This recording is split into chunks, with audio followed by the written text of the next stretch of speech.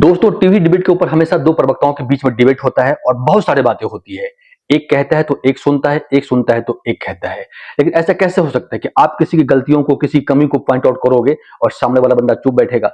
कमी गिनवाइए, point out कीजिए, highlight कीजिए, करना भी चाहिए, कोई बुराई नहीं है। लेकिन आपको तैयार रहना पड़ेगा कि जब आपकी बारी आएगी तो आपको भी सुनना पड़ेगा। लेकिन जब आप खूब बोलोगे, जब आपकी बारी सुनने की आएगी तो आप बौखला जाओगे। उसके बाद आपकी कैसी बेइज्जती और कैसी फैजियत होती है और कैसा लगता है, इस डिबेट में आपको देखने को मिलेगा। आप घर घर सिंदूर पहुंचाने पहुंच गए। सिंदूर दान सिर्फ और सिर्फ पति करता है, गैर मर्द सिंदूर दान नहीं करता। और अगर यही भाजपा वाले लफंगे बिहार में औरतों के पास पहुंच जाते ना घर घर सिंदूर पहुंचाने, हौंक देती महिलाएं वहां पर। पहले लालू प्रसाद यादव के घर में तो देख लीजिए, एक की मांग पे सिंदूर लगाते हो और दूसरे की बात करते। अगर जानकारी ना हो तो पढ़िए लिखिए। दीदी बौखलाई हुई है भाई।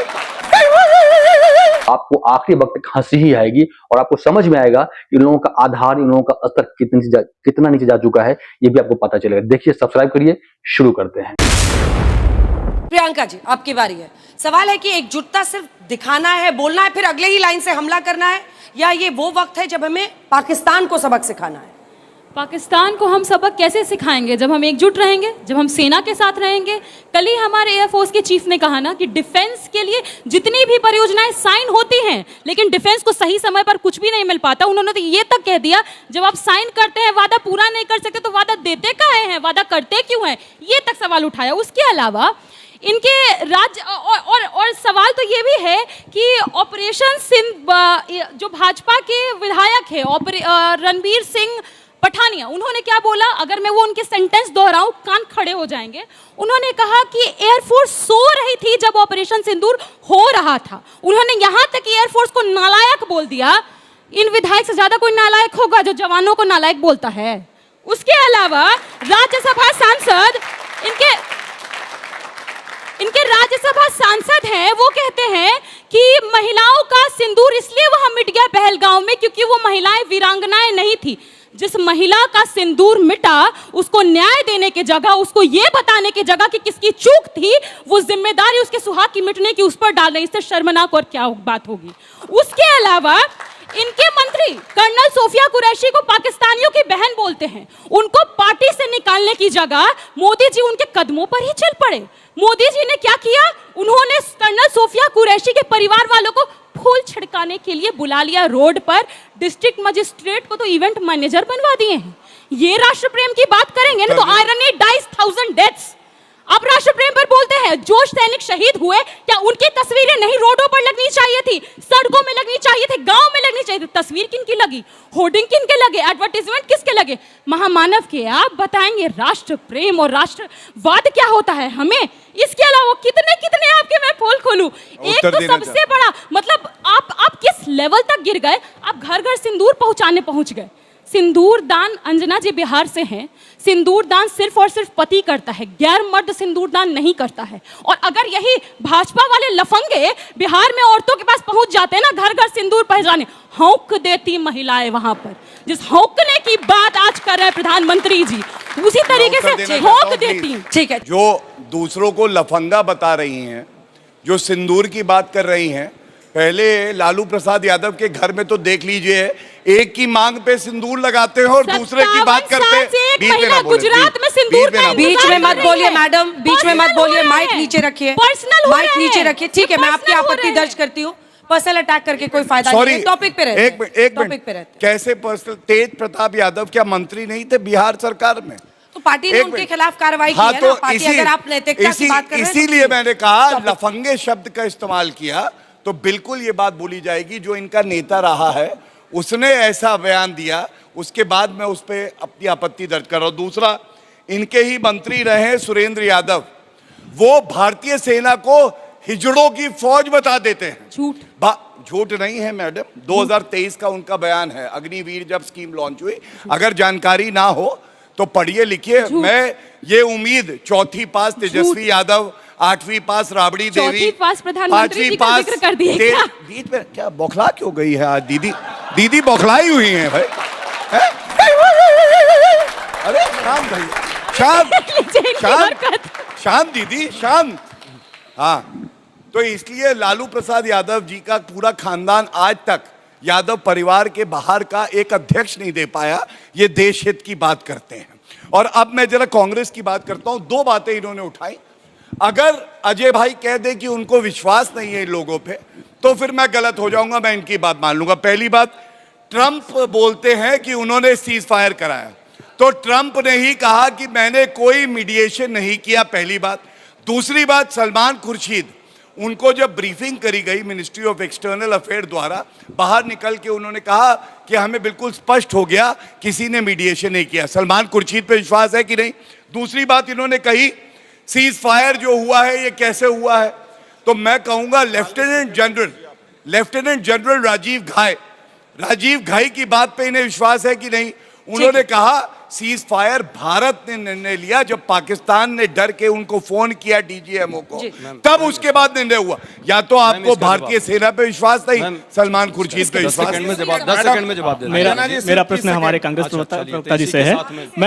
मैं पूछना चाहता हूं कि जब हमारे देश में कोई भी टेरर अटैक होता है और उसके बाद हमारी सेना उसको रिटेलिएट करती है, तो फिर आप लोग उसके सबूत क्यों मांगते हैं? 2016 में बालाकोट स्ट्राइक हुई, पठानकोट स्ट्राइक हुई, आपके हमारे जो इस समय लीडर ऑफ अपोजिशन है उन्होंने भी क्वेश्चंस किए कि हमको सबूत चाहिए। या अभी ऑपरेशन सिंदूर हुआ, इस समय हमारी जो डेलीगेट्स की टीम एक गई है बाहर विदेश में, उस पर भी आप लोग सवाल उठा रहे हैं। तो कांग्रेस ऐसा क्यों करती है? क्या ये देशद्रोही चेहरा नहीं है? पहली बात की हमारे भाई साहब ने सलमान खुर्शीद जी और बाकी लोगों की चर्चा की है। भाई सच है, जब विदेश हम जा रहे हैं तो हम विदेश में देश के प्रतिनिधि के तौर पे जा रहे हैं, भारत में और बोला देश से प्रश्न हम देश के लोगों से नहीं, बीच में नहीं बोलिए, भारत में आप बोला, फिर आएंगे, आपको भी बोलना होगा। चिल्लाने मुझे भी आता है उतना ही, आवाज बहुत तेज है मेरी भी, समझ लीजिए। तो बात जो है, भारत का जब पक्ष रखना है तो हम कांग्रेस और भाजपा नहीं है, देश के एक नागरिक और नेता के हैसियत से विश्व में जाएंगे और ये बात रखेंगे। कांग्रेस पार्टी का अधिकृत बयान, राहुल जी का अधिकृत बयान है, हम सब साथ हैं जो भी डेलीगेशन गया है। पर विदेश नीति पर यदि प्रश्न की बात आएगी तो विदेश नीति पर प्रश्न इसलिए है, कल की बात है, रसिया जो आपका सबसे ज्यादा नजदीकी मित्र है, तेल खेलते थे, वो भी तेल निकाल दिया। $2.6 बिलियन जो है पाकिस्तान को अभी 2-4 दिन पहले साइन कर दिया। कंबोडिया जैसा देश पाकिस्तान को क्यों सपोर्ट कर रहा है? कुवैत जैसा देश क्यों सपोर्ट कर रहा है? अब पूरा विश्व देखा जब हम ऑपरेशन सिंदूर की लड़ाई में थे, कैसे 3-4 देश, जिसमें चाइना डायरेक्ट सपोर्ट करने की स्थिति में खड़ा हुआ, तुर्की और अजरबैजान सपोर्ट किया। इन देशों के साथ no talk, no trade, terrorism जहां है वहां कोई बात नहीं होगी। इस पर ये चर्चा नहीं करेंगे। मेरा क्वेश्चन सबसे है, बेसिकली पर रूलिंग पार्टी से मेरा मेन क्वेश्चन ये है कि हम नेशनल सिक्योरिटी की इतनी बात कर रहे हैं और सब बात कर रहे हैं कि देश प्रेम, देश की सुरक्षा। कल ट्विटर पे एक ट्रेंड चल रहा था ऑपरेशन 2030 नाम से। जब मैंने उसके बारे में पता करा तो वो था आचार्य प्रशांत के द्वारा एक क्लाइमेट चेंज को लेकर जागरूकता अभियान। फिर मैंने जब उसके बारे में पढ़ा तो मेरे को पता चला भारत दुनिया का सबसे बुरा देश अफेक्टेड होने वाला है क्लाइमेट चेंज की वजह से। और हमारी जो लेबर प्रोडक्टिविटी है वो 40% से गिरने वाली है। जो क्या रोडवेज वर्कर्स हैं जो सड़क पे काम करते हैं, उन पे गर्मी की इतनी गंदी मार पड़ने वाली है। हम इन लोगों के बारे में कभी बात नहीं कर रहे और ये नेशनल सिक्योरिटी का क्या सबसे बड़ा मुद्दा नहीं हुआ? ग्लोबलाइजेशन और जो ये ग्लोबल वार्मिंग हो रही है, मैं आपसे सत्यप्रकाश जी पूछ रही हूँ, वो कह रहे हैं कि ये असल मुद्दों से भटकाने के लिए ये सब होता है क्या? आप एक बात को समझिए, हर मुद्दे पर हमेशा भारत की नहीं, भटकाने की कोई बात नहीं होती। नहीं, उस पर बात होती है, ऐसा नहीं है। जो भी क्योटो प्रोटोकॉल आया उसके खिलाफ भी हम लोग गए। जो भी विकसित देश है और विकासशील देश है, दोनों की जो मान्यता है ग्लोबल वार्मिंग को लेकर बेहद अलग है। विकासशील देशों को बहुत सारे ऐसे पैमाने चाहिए जो विकसित देशों को पहले मिल चुके हैं। दोनों में एक टकराहट है। एक मिनट, आपको पता होगा कि बिल गेट्स बिहार आए थे।